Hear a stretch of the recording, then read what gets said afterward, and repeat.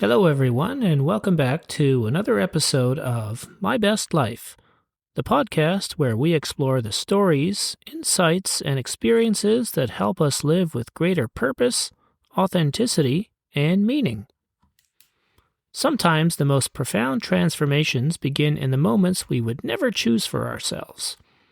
A loss, a crisis, a traumatic event, or a deep sense that the life we've built no longer reflects who we truly are. While these experiences can leave us feeling broken and uncertain, they can also become the catalyst for extraordinary growth and awakening. My guest today is Peggy Oberthier, a spiritual mentor, healer, speaker, and author whose own journey illustrates the remarkable power of transformation. For years, Peggy built her identity around achievement, service, and external validation. As a teacher working with young people in challenging circumstances, she was deeply committed to helping others. But a traumatic experience during a prison riot shattered her assumptions about herself, her work, and the world around her. What followed was a profound personal and spiritual awakening. Forced to confront questions of identity, self-worth, and purpose, Peggy embarked on a journey that took her far beyond the boundaries of her previous beliefs. Once a self-described atheist, she began exploring meditation, breathwork, sound healing, energy work, and other spiritual practices that opened the door to experiences she could never have imagined.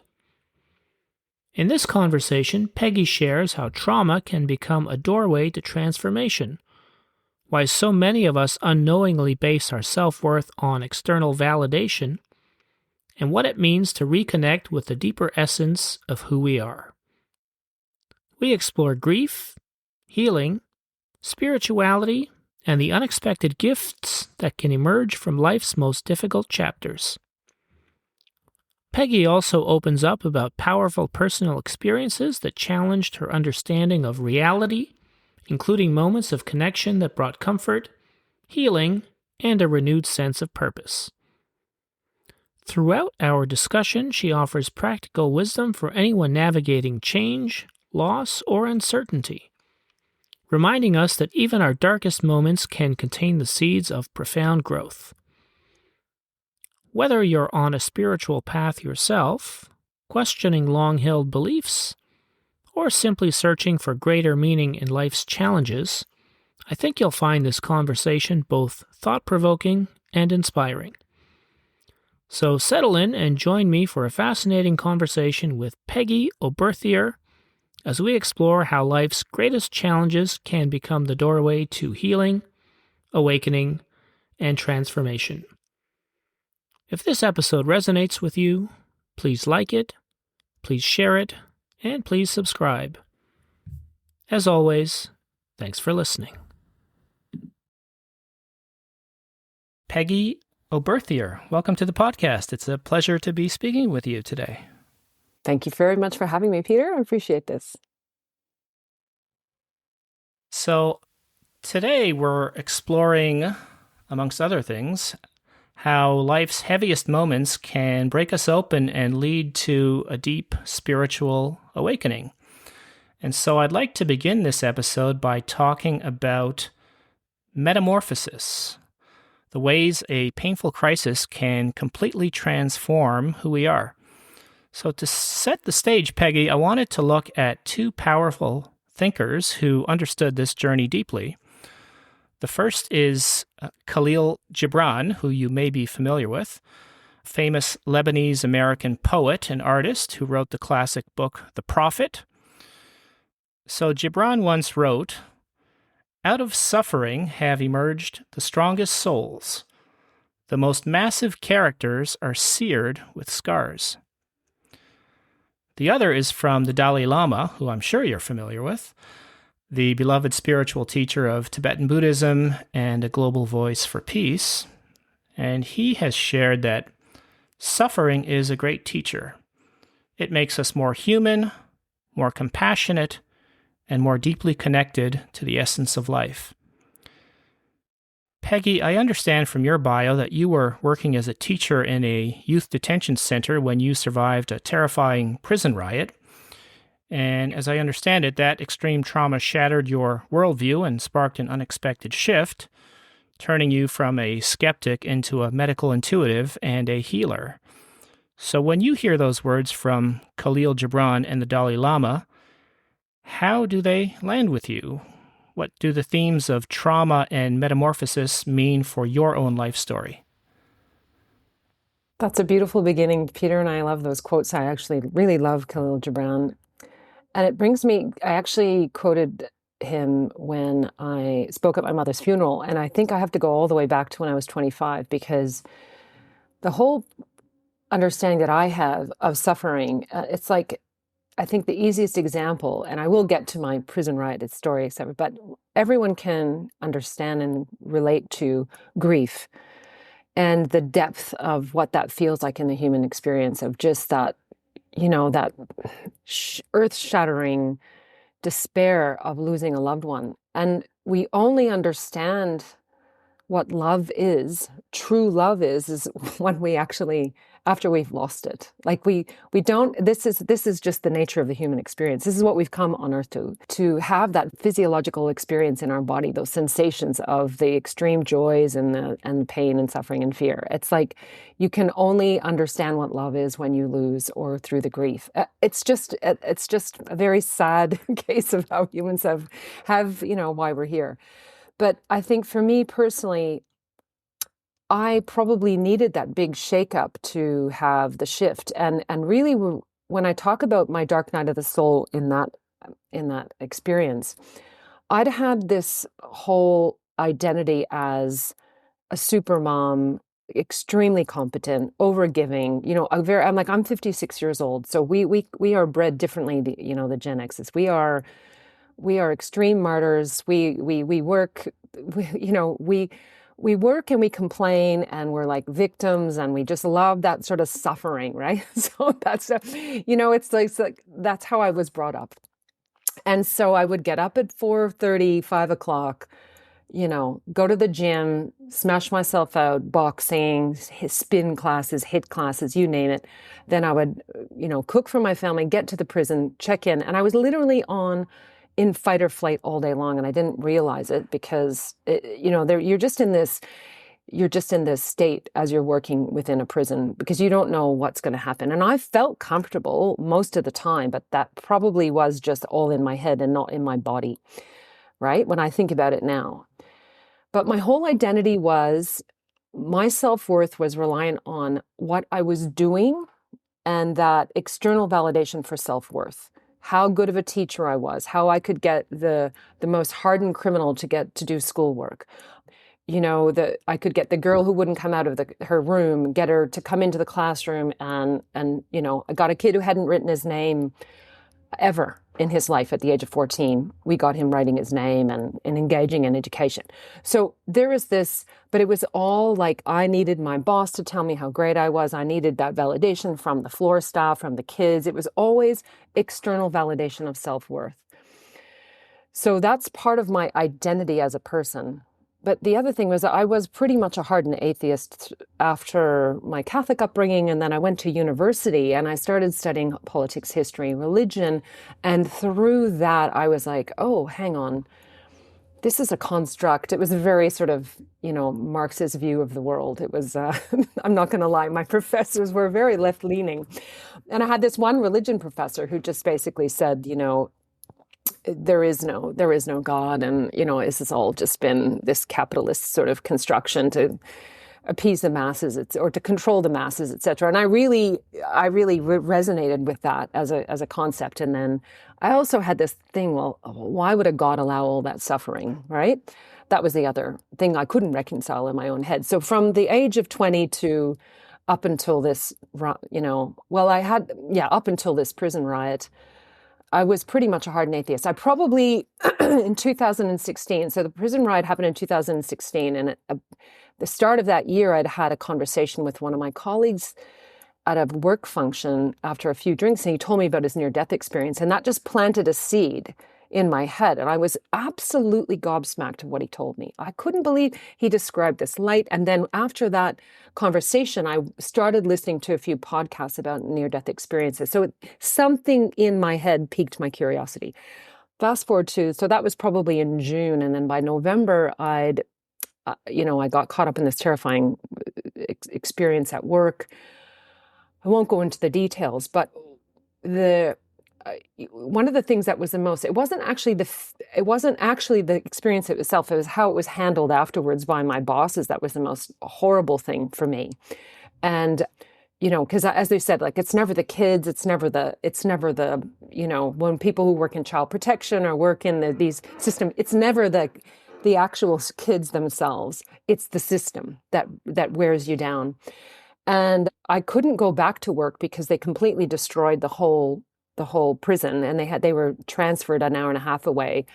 And so I was, I won't get into the details of that, but I was told to go on leave, and it was something I didn't want to do. And I was completely shattered because I was this competent, very, very resilient person who was helping everyone else. And they were telling me that I couldn't go back to work because I'd sent them an email accusing them of not providing a safe work environment, and they didn't like that.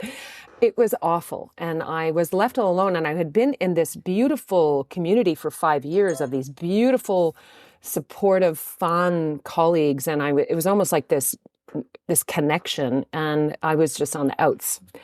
And it was awful. So one of my friends said to me, "You got to go and see Nirmala. She's this psychic." And I said, "This is ridiculous. I'm not going to go and see a psychic." She said, No. She's really good. So when I sat down with her, she knew everything that had happened with, and I said, how do you know what happened? And she could describe my friends. She described my family. She described my children. And I thought, what is this? I was completely gobsmacked that somebody who didn't know me could tune into my head and somehow access this, I call it the cloud of information now, or this substrate of all knowledge. She could access it and reflect back to me some of my innermost issues. And so that sparked it. And from there, I went down the rabbit hole of different alternatives to help my suffering, essentially, but it was like, who am I now? I'm not this competent worker anymore. People have rejected me. I had to really completely strip back my whole identity. And who was I? I was basically, I felt like nothing. And it was in that. And also the other thing was, like, I was always busy, distracting, busy, right? So this is the other thing that we do as human beings when we can't sit with our feelings of discomfort, of pain and anxiety and worry and stress and other things going on in my life, and lots of stuff that happened in my childhood that I'd never really dealt with, that I was aware of, but I was probably drinking a lot. I was scrolling. I was just using busyness as a way to avoid being present. And from there, it was a few years. I went to this alternative gym. I started meditating. I started doing breath work. And I started having these experiences after I took this Vedic meditation course of just like complete bliss and oneness. And it was so undeniably potent and beautiful.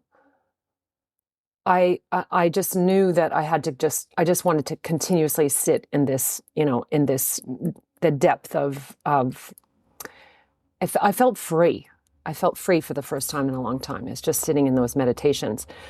And, so this is about 3 years I started doing all these different, and in cranial sacral therapy, I had a few crazy experiences where this lady's just holding my head, and I could feel my whole heart expanding, and these beings are there, and I could see colors, and,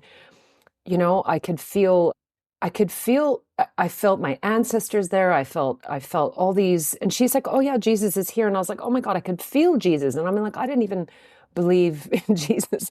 And I was crying and crying and crying. Like, it was really quite potent. And from there, I ended up at a retreat in 2019. And in that 3-day retreat, there was this sound healing, and my dead grandmother spoke to me in this one and during this sound healing. And my grandmother had been tragically murdered. There is a book written about her, actually. She's from Prince Edward Island in the east coast of Canada. And it was awful because my mom was orphaned after my grandmother was murdered. And I'm very sorry about that. oh, thank you, Peter. Yeah. And my dead grandmother, and of course, my mother had all these issues because of being an orphan. She, her and a lot of her brothers end up as alcoholics and lots of mental health issues. So as a child, you take that personally, like your mother doesn't love you, but she was just really depressed a lot of the time. So I was trying to reconcile my relationship with my mother. She had died. We hadn't sorted anything out. We had never had a good relationship. And here was my grandmother telling me in this session, I'm okay. Everything's okay. She was just reassuring me that my mom was all right. So my mom didn't come through, but my grandmother came through very strongly to tell me that, even though she'd been murdered, everything was all right. I cried and cried and cried and cried. And I remember the facilitator coming over, and it was just this huge moment of realization, that we don't just, our energy continues on. I had this really strong message from somebody who had passed. And yeah, that's basically how my spiritual journey kind of unfolded. And from 2019, I don't know if you want me to keep going, how I ended up. I just went down this crazy rabbit hole, and I listened to every single podcast, you name it, on past lives, ghosts, NDEs, channeling. I was so fascinated, but I really wanted to hear from like physicists, biologists, anybody with a PhD, sort of like, Sure. a psychiatrist who had, validated any of these experiences through scientific means, or who had converted to this understanding of the non-material world. I wanted to hear from them so I could convince my own particularly scientific mind to, this is real, this is legit. Yeah. So, I certainly want to hear the rest of your story because, it sounds like a really fascinating one, but I also want to focus just a little bit more on that shift. And I know that, you don't want to talk about the specific details, but, lots of people these days, I find more and more people are going through this same shift. I went through it myself a number of years ago, and it seems to be brought on by many different things. You touched upon near-death experiences, and I've certainly met people that have experienced a profound shift in their life after having such an experience. In my case, it was the use of plant medicine, psychedelics, that brought on this very profound shift as well. And I'm just wondering, what was it about that experience itself? Like, why do you think it led to what eventually followed?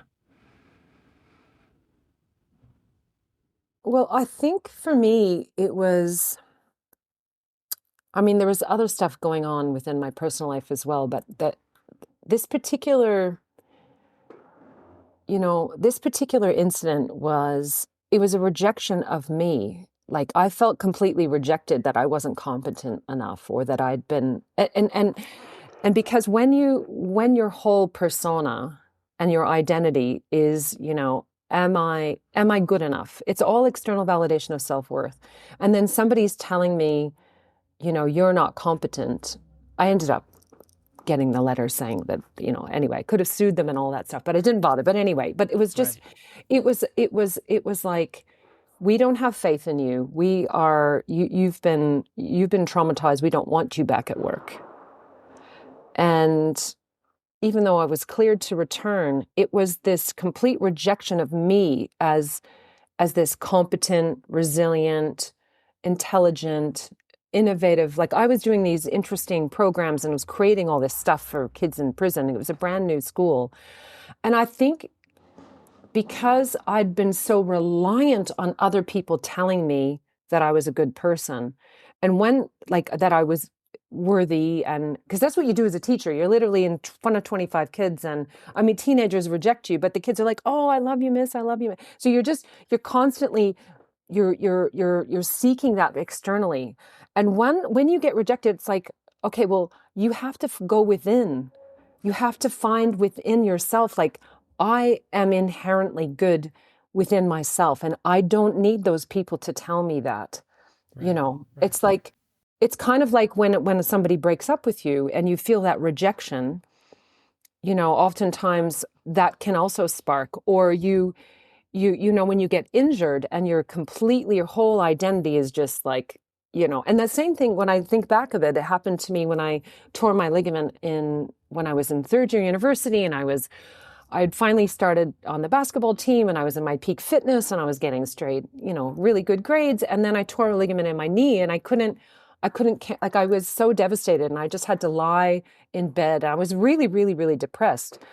Of course, I didn't cope with that very well at the time, but it's when you have your identity stripped back of what you think you are, because at the end of the day, I'm still a beautiful whole being, and I don't need external validation of self-worth. So that sparked this healing journey for me to realize that I am worthy of love. I just inherently as who I am, and I had to go inward rather than go outward. And I Right. think that's what the key thing is that when you have to find the love within. You have to Sure. it was the spark that helped me on my healing journey to heal my self-worth issues. Okay, so now you're exploring meditation and breath work and sound healing, exploring this new world. So I'm wondering, what are the people around you, your friends, your family, how are they reacting to this shift that's taking place within you?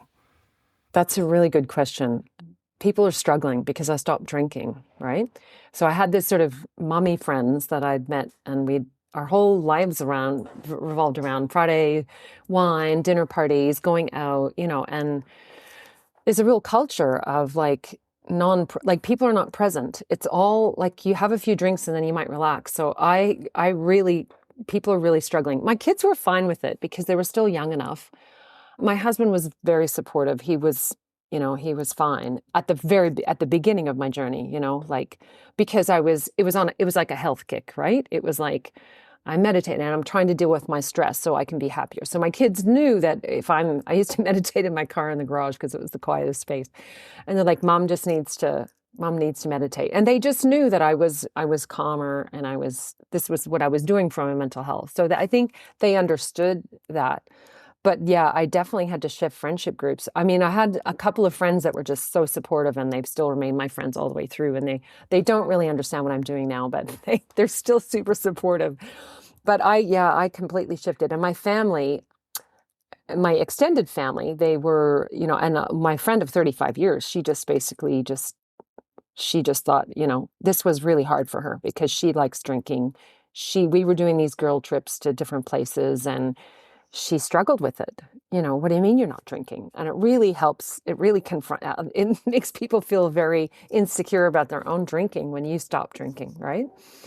So there's been struggles. That was the first bit, but the real spiritual awakening that I had like 2 years ago, that was, I hardly speak to anybody of my circle of friends from back then. Yeah. So, I mean, I can talk about that too. I mean, that's been even more earth-shattering. So I did all these experience, like the meditation, but then we also had COVID, right, for 2 years in Melbourne. Right, right. So we were in full lockdown. So it was fine.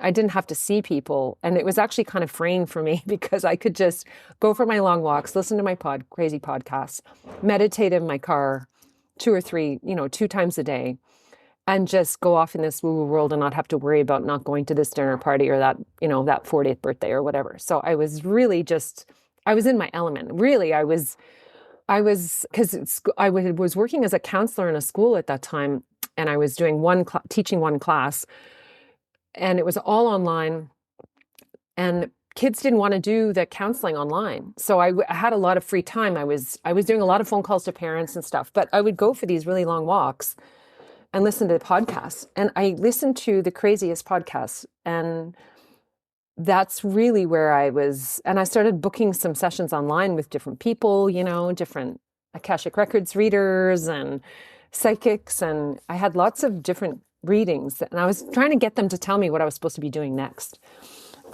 And that took 4 years for me to work out, because I knew there was something else, but I didn't know what it was. So I trained in this modality called EFT tapping, which was really powerful and helpful.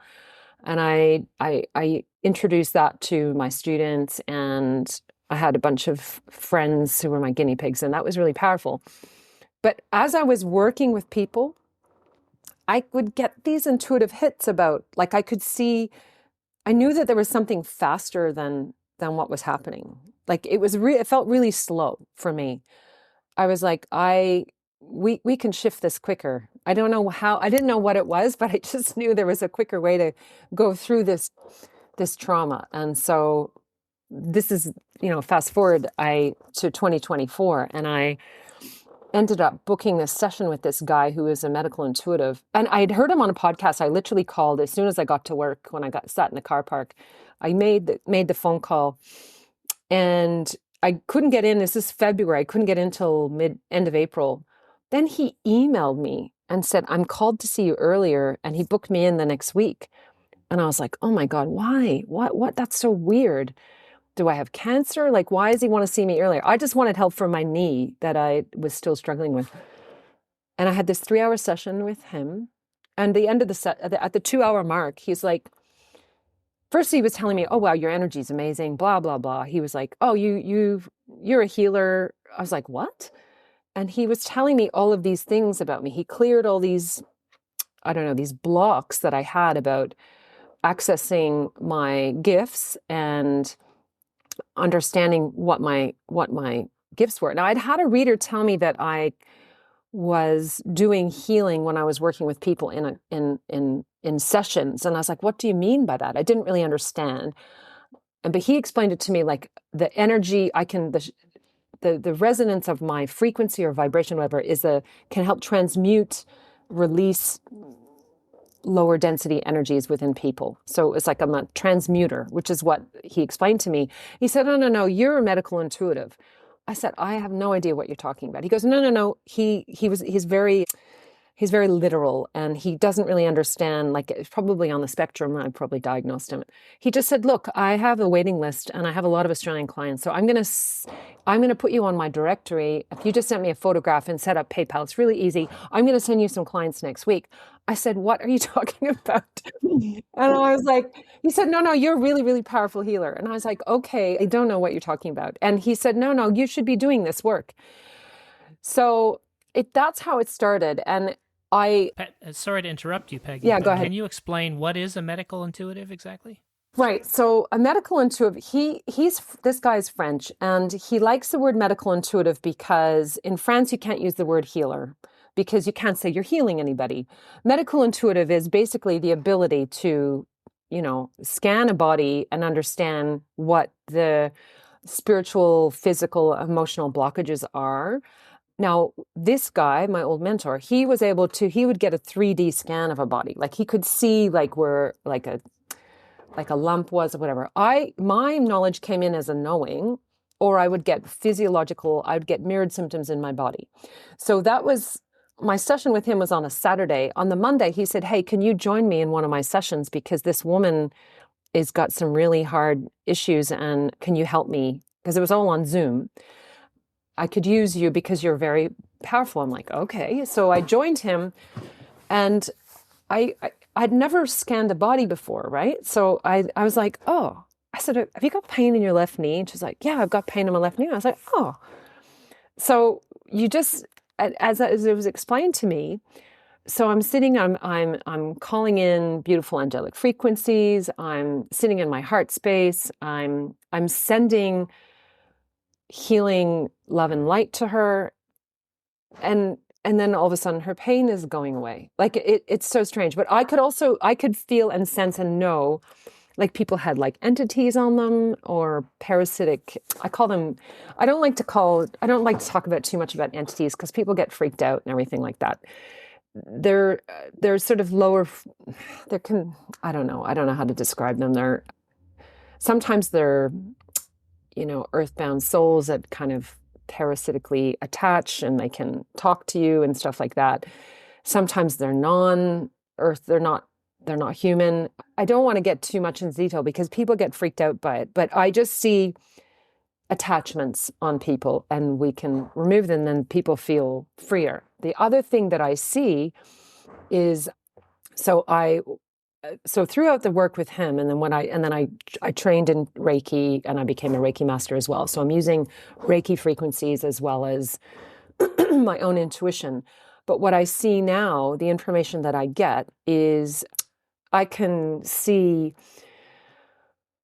get very clear information about somebody's like traumatic event from a childhood, or it could be in your 20s. And I see stuck energy within the body at an emotional level. So it comes in as a knowing or a thought. So for example, I'm working with this guy, he's in his 70s, and I say, there is something in your heart. Like I could feel the block, he feels the constriction. I say, there's something in your heart from when you were 17.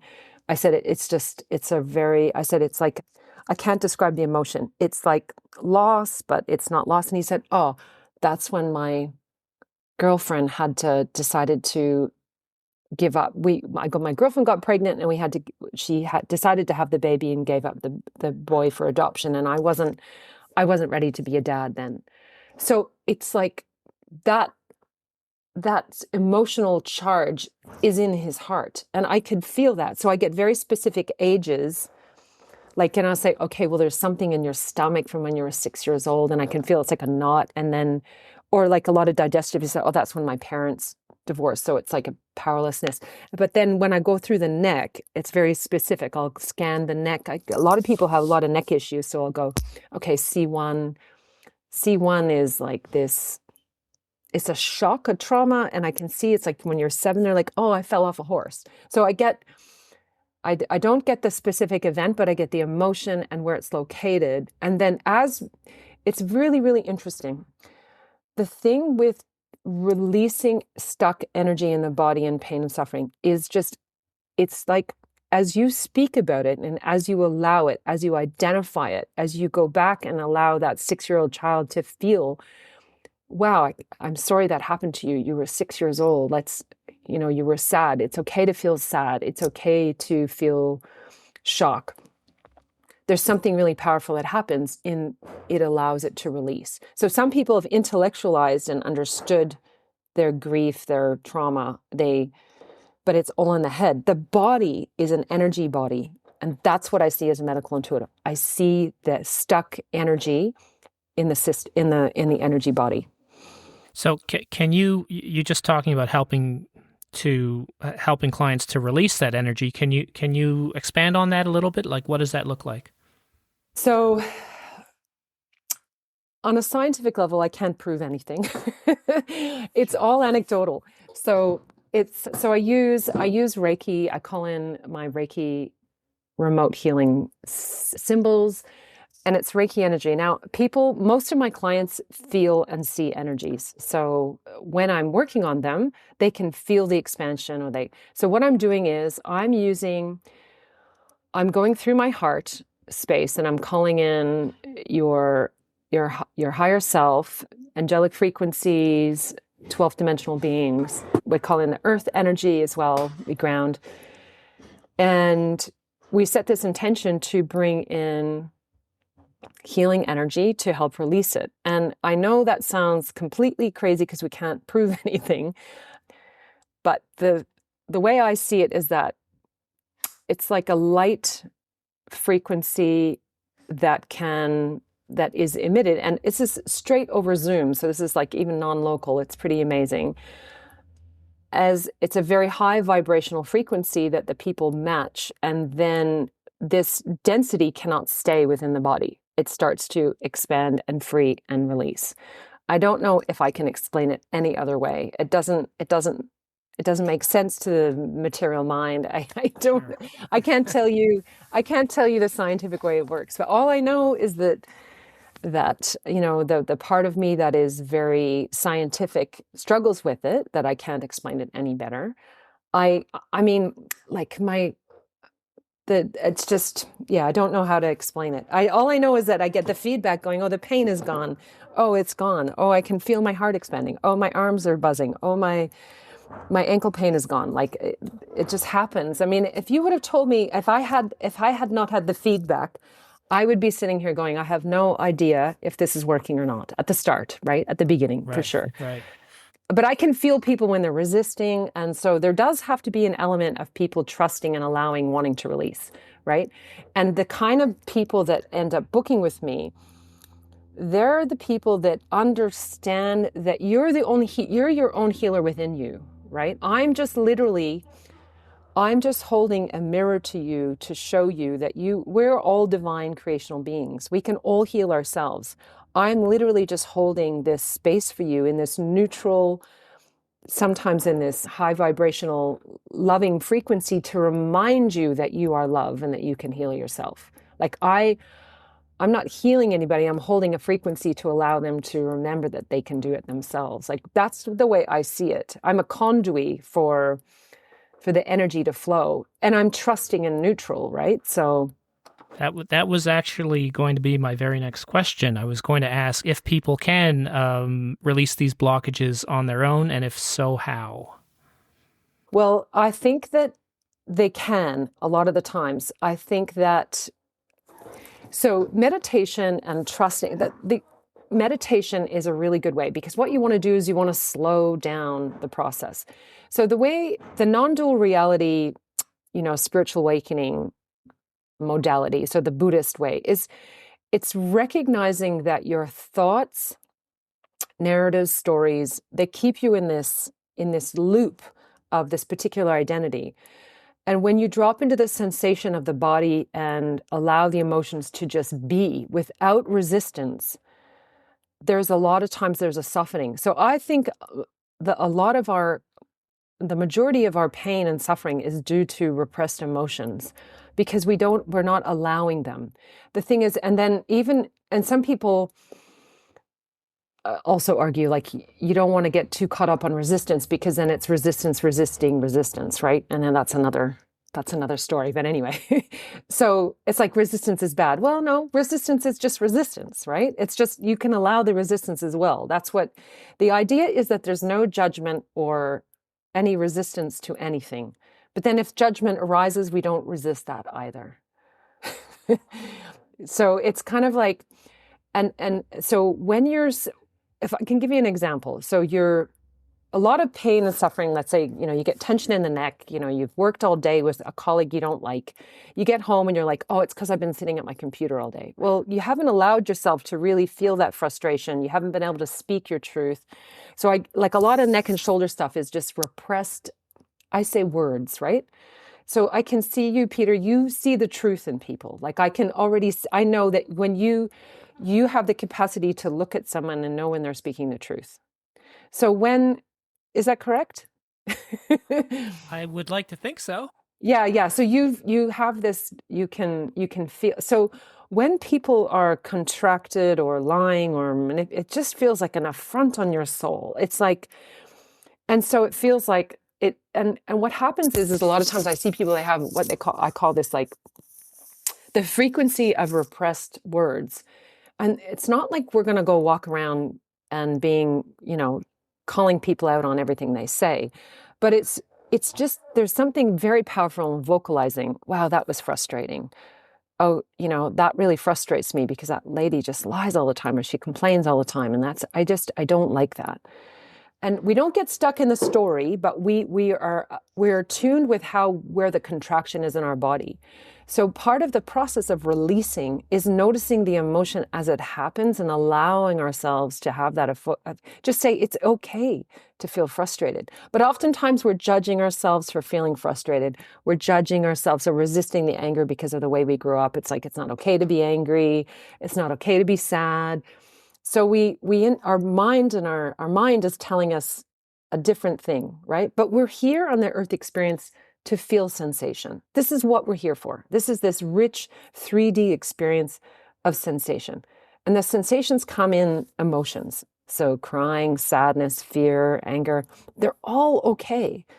It's the looping story that keeps us stuck in the emotion, right? Of the dwelling on the past or worrying about the future. But if we're just in the present moment and we just allow, so let's say you have an interaction with somebody and they do frustrate you, the people that kind of get stuck in that real, they're just like, she's so frustrating. She's so frustrating. I can't stand her. I can't stand her. It's that thought that's going looping, looping, looping, looping. And then, the tension just builds up in the neck. They never release it, right? So part of the process of releasing and healing yourself is allowing any emotion to come up as be exactly okay and fine. So, I'm feeling grief. I feel sad. And you cry. And it's like this beautiful, and you say it out loud.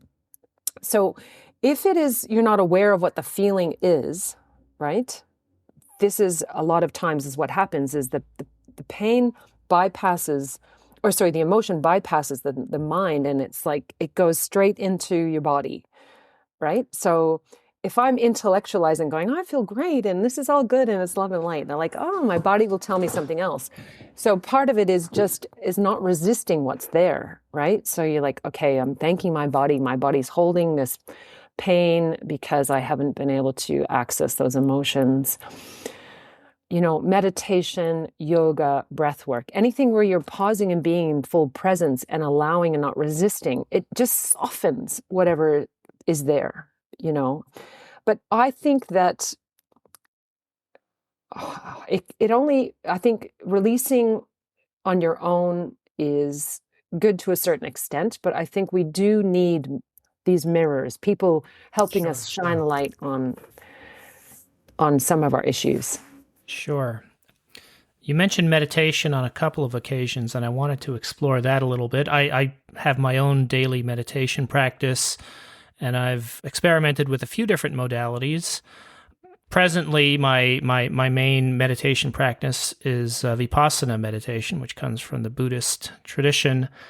And you mentioned the importance of sensations in the body and being aware of those, and that is exactly what is emphasized in the tradition as it has been taught to me, the Vipassana tradition. It is very much about a body scanning. That's the main technique that's used. And I know that there are all sorts of different forms and modalities of meditation. So I'm just wondering, what does your practice look like, and what do you recommend to people that are just starting out? How can they start to meditate? What should they be focused on? Yeah, this is a good question. I think when you're starting out, look, I like for somebody who's got a really busy mind that's really stuck in the analytical brain, I like Vedic meditation because you get a mantra. It's 20 minutes only. So, and also there's nothing wrong with thoughts. They have it's like this beautiful teaching that it doesn't matter if there's thoughts if you're thinking the whole time about what happened during the day. That really helped me in terms of, for me, I started off with guided meditations, and they were really good, but then my brain wouldn't be listening because my brain is stuck in thoughts, right? And I was like, oh, that's a bad meditation. I wasn't listening. And so I started feeling bad that I couldn't concentrate and listen to the guided meditation. The thing is, there's no such thing as a bad meditation. It doesn't matter if your brain is going off in thoughts. That's okay. It's just, it's the stillness. I think breath work is a really good way for people to begin. Just slow breath, just counting in, counting out, like box breath, or 6 on the in breath, hold for 2, out for 4. Like if you can do that for 2 or 3 minutes, it's just pure presence in the actual breath. That's a good way to start. Vedic meditation is for the active mind. But if you just got to find what works sometimes, Vedic meditation, you do require to take a course, and it does cost money, and it's like you get given a mantra. The mantra is what you repeat. For me now, I literally just close my eyes and I'm off. I play around with different things. I meditate too. I can bring in a number frequency, like I've been playing around with 137, which is the number of consciousness, and that's really powerful. But I literally can now my meditation practice I meditate at all different times of the day whenever I'm called to. I love it so much. But for me, it's kind of like, am I going too much out? And do I have to be present a little bit more? it is such a beautiful, blissful experience for me when I'm meditating that I do love it. But I don't use a mantra or anything. I literally just close my eyes. I connect to the earth. So in my mind, the earth has this really powerful frequency. I anchor in, I just visualize roots going down from my feet, wrapping around the core of the earth. And I anchor in, and from a chakra perspective, that's like your root chakra, and it's anchoring into the core of the earth. And from that anchoring, then you can go really high. And so people who end up with a lot of, perhaps they might have out of body experiences, like they need to be quite grounded. So I think anchoring into the earth can help you open up your crown. That's what I've seen, and how I help people who are have a very open crown. So I anchor in and I just go. That's yeah. One of my teachers likes to say that meditation is not the absence of thought, it is the awareness of thought. And I always found that to be very profound. And when people ask me about it, and I've heard many people say that, I can't meditate, there are just too many thoughts in my head. That's exactly what I tell them. I tell them, that's how it is for everyone, and that's completely normal. I did want to come back. Yeah. I did want to come back to something that you said earlier, because you mentioned having another kind of really profound experience a couple of years ago, and I thought, well, that sounds like a story that is worth exploring. Is that something that you're willing to share? Yeah, happy to share anything. Yeah. Okay, can you tell us about that experience? So you mean you mean the one with 2 years ago? Yes. Yeah. Oh, you mean about my 3 hour? So that was my 3 hour session with the medical intuitive. That was the most okay. incredible. Sorry. Yeah. But was, I think, that was the most. So I had like my spiritual awakening, but then once I had that particular spiritual awakening, which was like, oh my goodness, this is totally different. I am fully connected. I have all these beings. I mean, in my session with my mentor, or my former mentor, I mean, Jesus showed up. I was like, oh, I said, who's Metatron? He said, oh, Metatron is a archangel, and he's just right beside you. And I was like, oh, so I get them coming in as a knowing. And I said, is Jesus in the back? He said, yeah, he's in the back seat of your car. So Jesus showed up in my session, and so he could see them, but I like I said, I just have them as a knowing. So, I mean, that completely blew my mind. And then once I started doing these sessions, like, I was joining him on sessions 3-4 times a week after work. I'd come home from work and he was in Europe. So I'd come out and I would just spend 2 hours. Instead of watching television, I would just join these groups. The most incredible things are happening. I mean, people are seeing dragons. People are seeing like channeling beings. There was messages from Jesus. All of these different things. And I'm just sitting there going, what is going on in the world? And then I would just have to go upstairs and, have dinner with my family. And I'd had these such incredible soul connecting experiences where people are seeing each other on a soul level. We're talking about past lives. And that was so life altering for me that when I started speaking about past lives and entities and Jesus, I mean, this was just too far-fetched for a lot of my friends. And they just thought I'd absolutely lost the plot. And my family as well. Like everyone was really worried about me. My sisters, and I mean, my brother still just doesn't ask. He just has no idea. He's a chemist.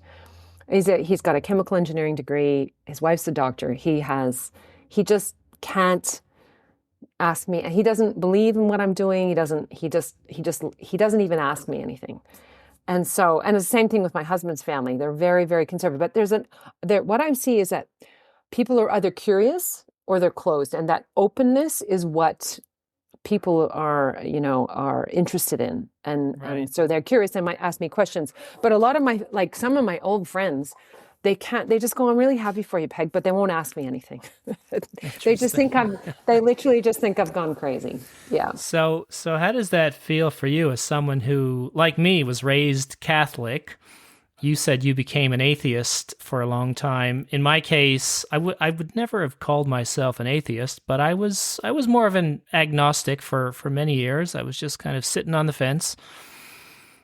And yeah, in my case, I knew from a very early age going to Catholic school that there was just something that was off. Something didn't feel right about what I was being taught. And it had nothing to do with Jesus, because the stories that I learned from the Gospels, those always resonated with me from a very young age, and they still do today.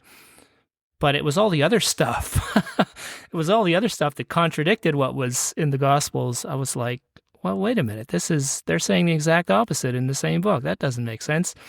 And then I would see, the people around me, my teachers, even family members, and we would go to church every Sunday, and I would wonder, like, have you guys ever really read this book? Because this is not what Jesus is teaching. So in any event, I guess my question was, how did that feel for you as someone who was raised Catholic, became atheist, and then, you're being told that Jesus is in the back seat of your car? How does that feel for you? Yeah, look, I can resonate with a lot of what you're saying, because I've had the same sort of issue. And then I think it was when I was in grade 13. You probably did grade 13 in Ontario. Yeah. And we did world religions in the Catholic school, right? I don't know, and then I was like, oh my God, there's Buddhism, there's Hinduism. This is just we've all been brainwashed into believing that we have to, and then I'd go to church like you every week, and everyone's standing up and everyone's sitting down. I'm like, oh my God, they're all just sheep. What's going on? And then the contrast between the actual teachings, I completely resonate with what you're saying. So for me, it is a very big stretch, right? And it's funny, like I went to church with my aunt 2 years ago, or last summer. I was in Prince Edward Island, and I was like, I'm going to go to church with my auntie, and I was there, and the priest is speaking the homily, and he's saying, "Oh, Jesus said, take my host. This is a part of my body." That particular story, and I hear in my voice, "No, I didn't." So it's really funny. So Jesus is telling me, he goes, "No, I never said that. I never said that." And he's talking to me.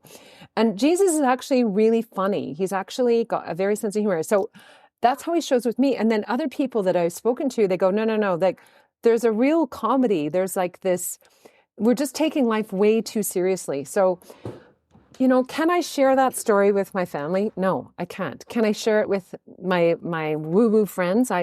My spiritual friends, yes, because they get it. They understand. Jesus talks to them, and they get messages. So I get messages from Jesus for other people. It come in very, very clearly. It is really hard for a lot of my family and friends, for sure. But it's really interesting.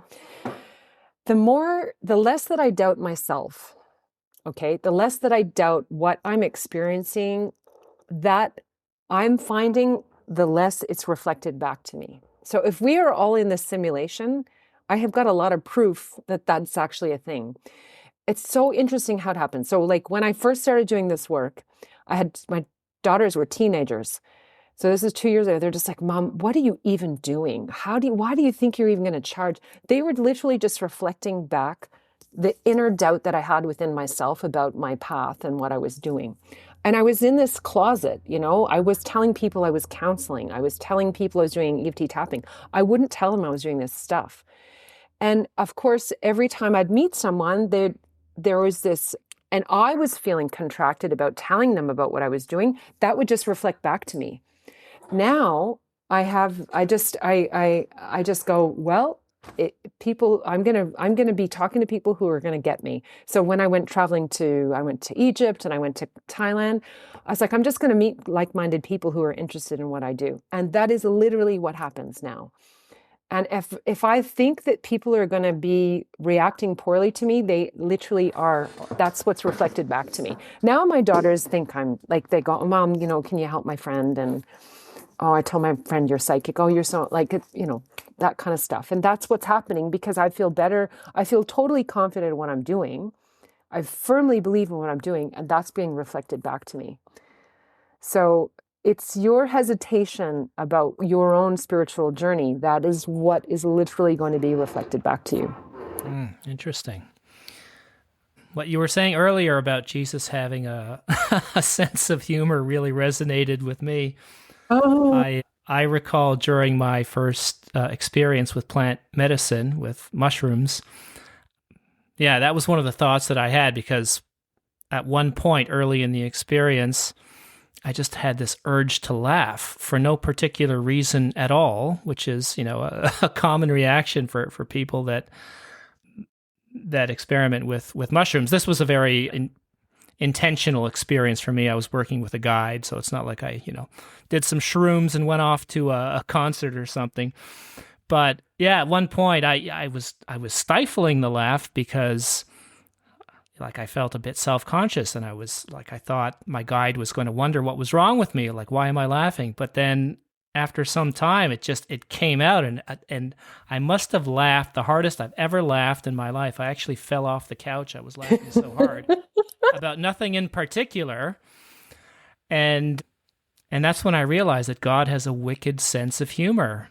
And speaking to my guide about it afterwards, he said, well, now you're in on the cosmic joke. We spend our lives searching and searching for ourselves, essentially. Like we are the thing that we are searching for. So there's a lot of irony in life, and there's certainly comedy, and laughter, as it has been said, laughter is deeply, deeply healing. It is. And that's what I like to do in my sessions. Like, I think if I'm going to tell somebody about something that happened in a past life, it's only if it's going to be funny. Because if it's serious, like these people that do these 6-hour past life regressions, I'm like, oh my God, you don't need to spend all that time there. Like, it's like, then people cling to those stories like, oh, I was murdered in the 14th century and I was tortured, and that's why I have this issue. It's like, oh my God, this is just another story to cling to. Like, we don't need that.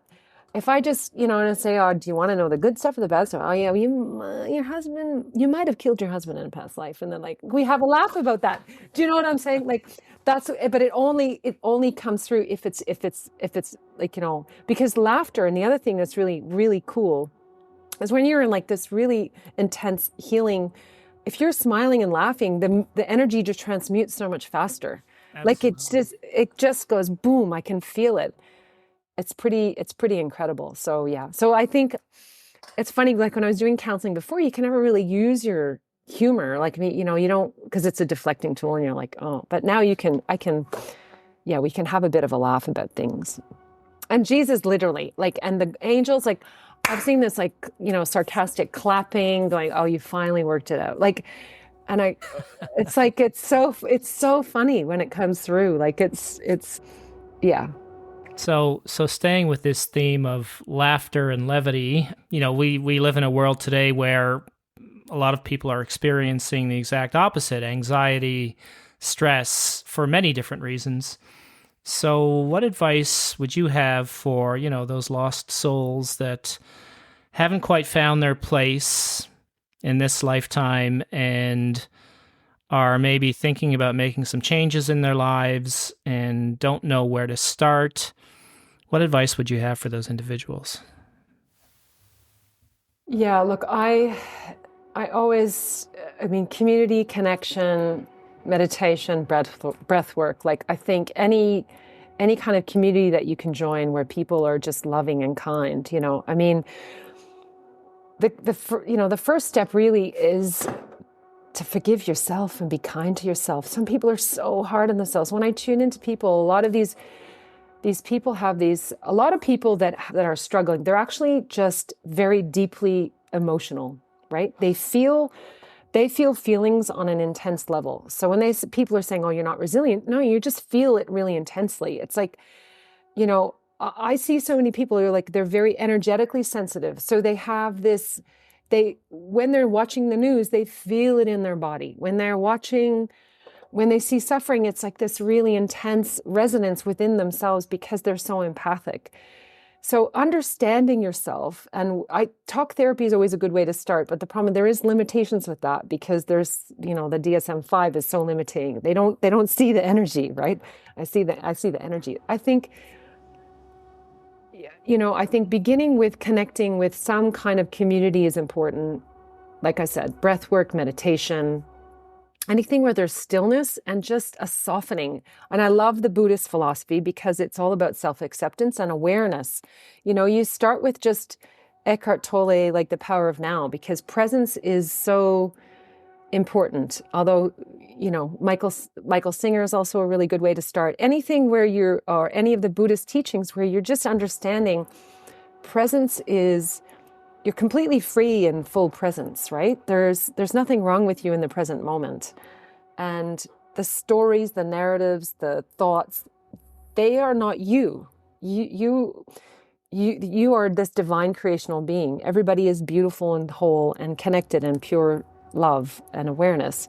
It's just understanding and having that awareness that that's what you are. I think, yeah. There's nothing wrong with there's nothing wrong with anxiety. There's nothing wrong with sadness. There's nothing wrong with that. It's the other thing is like, you just allow yourself to feel it and release, and just allow yourself to release it. It's the struggle against that creates a lot of the suffering, right? One of the best pieces of advice that I received from one of my teachers was to begin a gratitude practice every day, just to say a short prayer of gratitude, either at the beginning or the end of every day, or even both, for all the things that we are grateful for in our lives. And I followed that advice, and I find it to be a wonderful practice. And I'm wondering, what are you most grateful for today? Today? Well, I'm very grateful for our conversation. So yeah, this has been really lovely. What else am I really grateful for? Look, I'm grateful for the eternal presence of this loving presence that is always there for me. Like it's just always there. It's this deep realization that I've never been separate, that I'm not separate from, I am pure source energy. Like when I sit in my meditation, I often just cry in gratitude because I go, oh my God, I can't believe that I ever thought that I wasn't separate, that I thought that I was separate from this. It's so overwhelmingly beautiful in my body, the feeling that I get from that. I'm deeply grateful for that realization. That is beautiful indeed. Peggy, I feel like we could chat for hours and hours, but it looks like we have come to the end of our lovely, lovely conversation. I would like to leave you, though, with my parting question, which I ask all of my guests. As the theme of this podcast is living our best lives, I wanted to ask you, what does it mean to you to live your best life?